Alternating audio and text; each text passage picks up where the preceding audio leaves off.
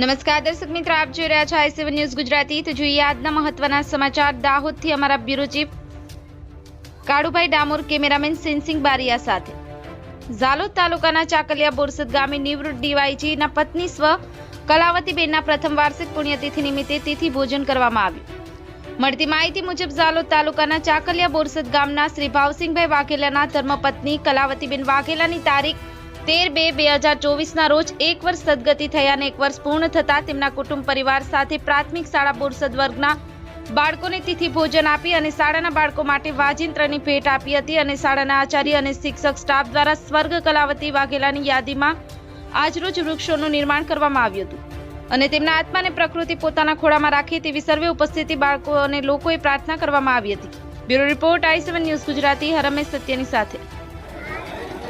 નમસ્કાર દર્શક મિત્રો, i7 ન્યૂઝ ગુજરાતી દાહોદ જિલ્લા આજે પૂરી ટીમ સાથે ચાકલિયા બોરસદ પ્રાથમિક શાળા પર આવીને ઉપસ્થિત છે ત્યારે અમારા આ સ્થાનિક સરપંચ હતા અને એમને જે મરણ તિથિ 1 વર્ષ આજે પૂર્ણ થયું છે તો એની તિથિ ભોજન આપીને એને આજે બાળકો અને ગામ લોકો ભેગા થઈને એને આત્માને શાંતિ મળે એના માટેનો આજે કાર્યક્રમ રાખવામાં આવ્યો છે।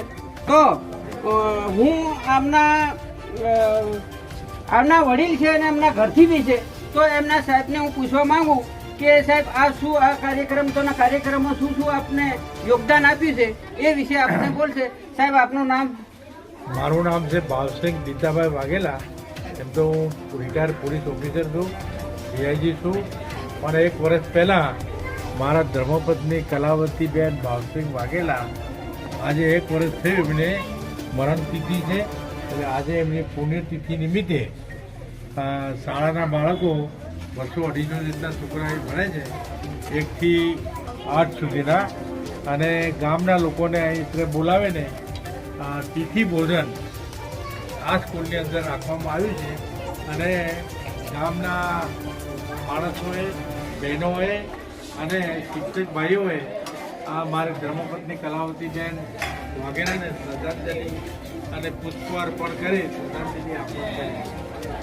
તો આ હતા એમના ઘરથી, આ બેનના ઘરથી ને ત્યાર પછી બીજા પણ એક આ ગામના આગેવાન અને સામાજિક કાર્યકર છે એમને પણ આપણે થોડું જાણીએ।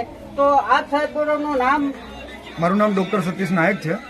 આજે અમે અમારા માતા જેવા એવા કલાવતીબેનની પ્રથમ પૂર્ણતિથિએ અહીં ભેગા થયા છે અને કલાવતીબેન આ ગામના સરપંચ તો હતા જ પણ સાથે આ ગામની જમીનથી જોડાયેલા એક આઈજીના પત્ની હોવા છતાં ક્યારે એમણે એમના મૂળ છોડ્યા નહોતા અને જમીનથી લોકો જોડે જોડાઈ અને એક સામાન્ય વ્યક્તિની જેમ જીવન જીવતા હતા। તો આજે એ અમારી વચ્ચે નથી પણ એમની ખોટ સદાય અમારા દિલમાં એમના માટે રહેશે અને એમના પ્રત્યે જે અમારો પ્રેમ હતો એ આજીવન રહેશે।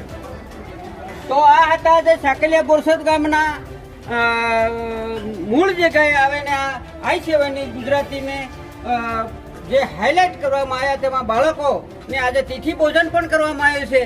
તો હું આપ સૌ બોરસદના પરિવારને અને કલાવતીબેનના પરિવારને હું મારા તરફથી i7 ન્યૂઝ તરફથી હાર્દિક શુભકામના પાઠવી અને કલાવતીબેનને આત્માને શાંતિ મળે અને પરમાત્માને ઘરે તેમની સારી જગ્યાએ તેમનો વાસ થાય એ આશાથી હું આપ સૌનું હાર્દિક સ્વાગત કરું। અવનવી ખબરો જોવા માટે અમારી ચેનલને લાઈક કરો, શેર કરો અને સબસ્ક્રાઇબ કરો।